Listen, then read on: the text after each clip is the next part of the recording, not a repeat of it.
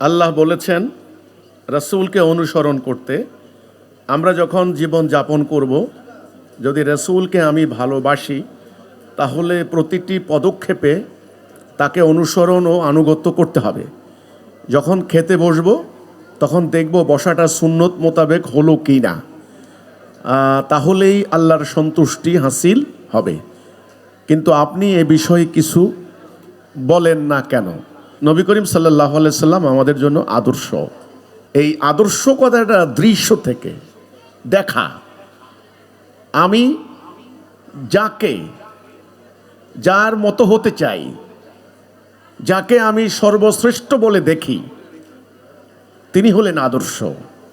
আমার আইডিওলজি, আমার আদর্শ, আইডল, আমার অনুসরণীয় অনুকরণীয় ব্যক্তিত্ব নবী করিম সাল্লাল্লাহু আলাইহি সাল্লাম। এখানে রাসূল কিভাবে খেতেন, কিভাবে হাঁটতেন, কিভাবে ঘুমাতেন, কিভাবে তিনি সালাত কায়েম করতেন, কিভাবে মানুষের সঙ্গে কথাবার্তা বলতেন, কিভাবে হাসতেন, কিভাবে কাঁদতেন, এই ব্যাপারগুলি কিন্তু হাদিসে বর্ণনায় আসছে। এখানে আমি আপনাদেরকে বলি, সুন্নাহ কথাটার অর্থ হচ্ছে কর্মনীতি, কর্মপদ্ধতি, পলিসি, প্রসেস।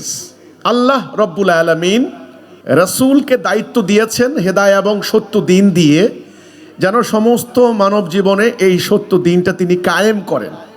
কায়েম করার ক্ষেত্রে তিনি যে কর্মনীতি, কর্মপদ্ধতি গ্রহণ করেছেন, এটা তার সুন্নাহ। মনে রাখতে হবে, আল্লাহ নিজেও বলেছেন আমার সুন্নাহ, আল্লাহর সুন্নাহর কোনো পরিবর্তন নাই। তাহলে একটা হলো রাসূলুল্লাহর সারা জীবনের লক্ষ্য উদ্দেশ্য হাসিল করার জন্য যে কর্মনীতি, কর্মপদ্ধতি, যেটা আমাদের জন্য বাধ্যতামূলক, ফরজ, সেটা হলো দিন কায়েম করার এই সংগ্রাম। এই সুন্নাহটা আমাদের জন্য ফরজ। আচ্ছা, এরপর আমি তো বললাম তিনি ডাইন কাতে ঘুমাইতেন, এটা খুব স্বাস্থ্যসম্মত। খাওয়ার আগে একটু নিমক লবণ খাইতেন, মুখের মধ্যে এনজাইম সৃষ্টি করে, ভালো একটা কাজ। মসজিদে ঢোকার সময় ডাইন পা দিয়ে ঢুকতেন, এটা একটা ডিসিপ্লিন। ওকে, তিনি খাওয়ার টাইমে খুব ছোটো ছোটো লোকমা দিয়ে ডান দিক থেকে বিসমিল্লাহ পড়ে, এবং খাওয়ার আগে পরে দোয়া আছে, তো সেগুলি আপনি যতই অনুসরণ করবেন। তিনি দাড়ি রেখেছেন, দাড়ি হলো পৌরুষ সৌন্দর্য। আপনি পুরুষ হলে যদি আপনার দাড়ি হয়, খুব সুন্দর করে রাখেন। নবী করিম সাল্লাল্লাহু আলাইহি সাল্লামের ব্যক্তিগত রুচি, অভিরুচি, মানে আদত থেকে বলা হয় আদত। আপনি যত বেশি ফলো করতে পারবেন, যত বেশি অনুসরণ করতে পারবেন, আপনি অবিসম্ভাবী রূপে লাভবান হবেন, স্বাস্থ্যগতভাবে লাভবান হবেন, এবং শরিয়াগতভাবে আপনি উপকৃত হবেন, অর্থাৎ সওয়াব হাসিল করতে পারবেন। বাট আমার কথা হচ্ছে, রাসূল যে কাজটা করেছেন সারা জীবন ধরে ওনার সাহাবীদেরকে নিয়ে, খেয়ে না খেয়ে, শত্রুর আঘাতে জর্জরিত হয়ে, সেটা হচ্ছে আল্লাহর এই দিনটাকে কায়েম করা। এটাই হলো আমাদের জন্য বাধ্যতামূলক সুন্নাহ। আমাদের বক্তব্য হচ্ছে আজকে এই উম্মাহ, এই জাতি আসল সুন্নাহটাই বাদ দিয়েছে।